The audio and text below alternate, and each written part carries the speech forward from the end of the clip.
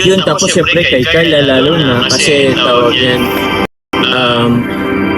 Andun yung ano dun, laki din naman talaga ng bag ni Carla sa ating buhay naman talaga.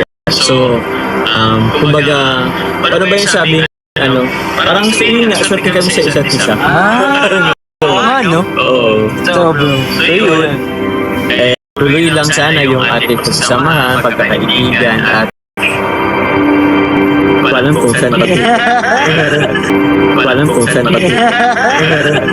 Yo, what's up mga kababayan, mga kalingap? Welcome back muli sa aking munting channel. Ako po ang inyong host, Aureada TV ay muling nagbabalik. At kung bago ka po sa aking munting channel, baka naman paki-subscribe nyo na po para maging updated po kayo sa mga ginagawa kong mga reaction video patungkol nga po sa Team Kalingap, especially sa Team Jomcar. At syempre, huwag po nating kalimutan, Kuya Bal Santos Matubang, Kalingap Rab, Ate Edna Vlogs at Kuya Jomar Vlogs. Suportahan po natin ang kanilang mga channel.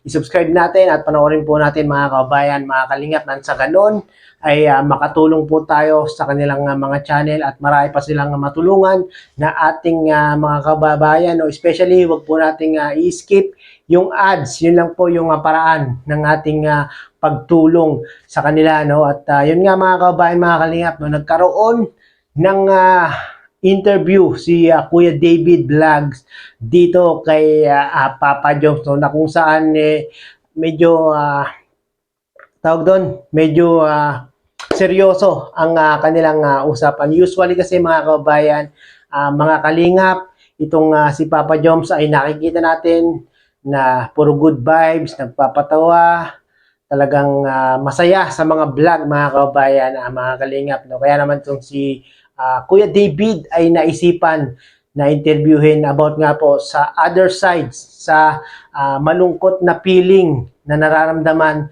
ni Papa Joms ngayon. No? Dahil nga po maraming, tawag doon, maraming lumalabas na fake news, mga nambabash patungkol kay Papa Joms.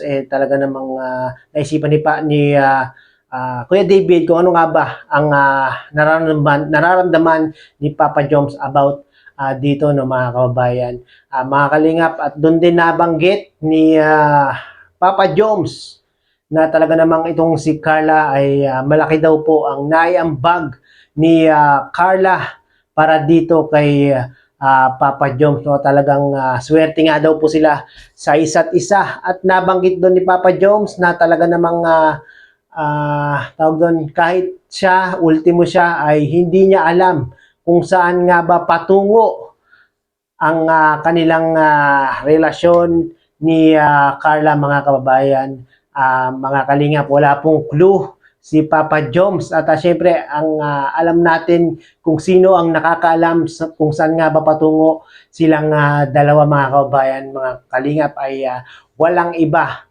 si Carla, no? Dahil nga po siya ang susi para magkaroon ng clue itong si Papa Joms, para malaman ni Papa Joms kung saan nga ba sila patungo ni Carla, mga kababayan, mga kalingap. No, kung kayo po ba tatanungin, mga kababayan, mga kalingap, mga ka-Team Jomcar, saan nyo po gustong magtungo itong si Papa Joms? Hindi po ito yung lugar, no? Saan nyo gustong o anong gusto nyo mangyari sa kanilang dalawa, no? Gusto nyo ba silang talagang magkatuluyan ng dalawa habang buhay? Paki-comment nga po, mga kababayan, mga kalingap. Ako, gustong-gusto ko talaga, mga kababayan, na silang magkatuluyan at talagang nakikita ko na magiging happily ever after itong dalawa. No? Ultimo si Kalingap Rab naman, mga kababayan, mga kalingap, ay talagang gustong-gusto rin na silang magkatuluyan. At syempre, yung mga solid supporters ng Team Jomcar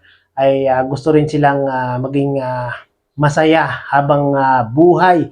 At sana nga, mga kababayan, mga kalingap, no? At ayan na lang po yung ating aabangan, no? At speaking of aabangan, abangan po natin ang part 35. Nako, maganda-gandang vlog na naman ito ng Team Jomcar. Kabang-abang na naman to, no? Almost 1 week na yatang walang upload, no? Yung part 34 ay hindi pa po yata nasundan, mga kababayan, mga kalingap, no? 1 week na pong hindi nasundan. At baka pamaya po, nakapag-shoot na sila kahapon, no, mga kababayan, mga kalingap.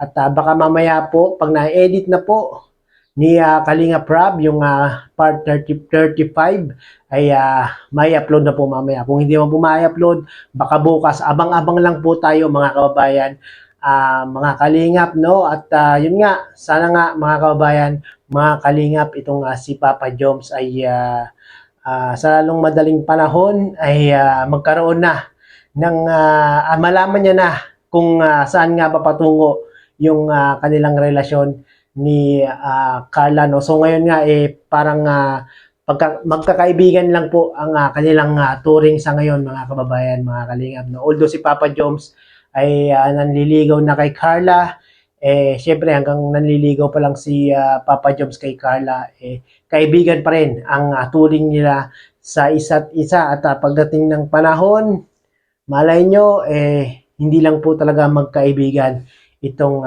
dalawa, no? Suportahan po natin mga kabayan, mga kalingap, ang team Jomcar para po talagang mas tumatag, mas tumagal yung kanilang love team, hindi lang po sa kanilang serye, maging sa totoong buhay, no? Dahil nga po ngayon mga kabayan, mga kalingap, marami ang nambabash, marami gumagawa ng fake news kay Carla at kay Papa Joms. Ngayon nga po yung kanilang kailangan nila ng suporta para po mas lalong tumatag ang team Jomcar, no? At credit po kay Kuya David Vlogs at muli tayong gumamit ng kanyang maiksing video clip para gawa ng reaction na kung saan itong si Papa Joms ay talagang aminado na hindi niya pa alam kung saan nga ba patungo silang dalawa ni Carla, no? Although marami po ang nagsasabi, marami ang nagnanais na sana nga ay magkatuluyan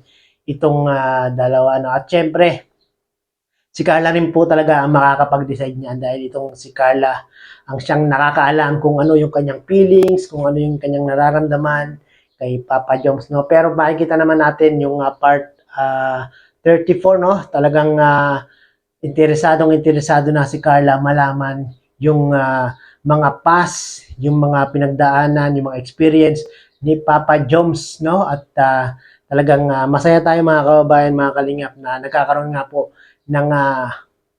nagkakaroon ng interes si Carla dito kay Papa Joms. Sa mga hindi po nakapanood ng video ni Kuya David Vlogs, mangyari po mga kababayan, mga kalingap, pakipanood nyo po sa kanyang YouTube channel at marami pa pong naitanong si Kuya David Vlogs kay Kuya Jomar. Nako, talagang makikita nyo kung paano talaga itong si Papa Joms kabuting tao sa kanyang mga kaibigan, kung paano siya magmahal ng kanyang mga kaibigan, dahil nga po maraming nambabash po sa mga kaibigan ni Papa Joms ngayon. Kaya nga po sana nga ay tigil-tigilan ng isama sa mga bashing itong mga kaibigan ni Papa Joms, dahil hindi naman po sila mga YouTuber, no? Nasasaktan po si Papa Joms, no? Kung gusto nga lang sana ni Papa Joms na saluhin lahat yung mga impinambabash sa kanyang mga kaibigan,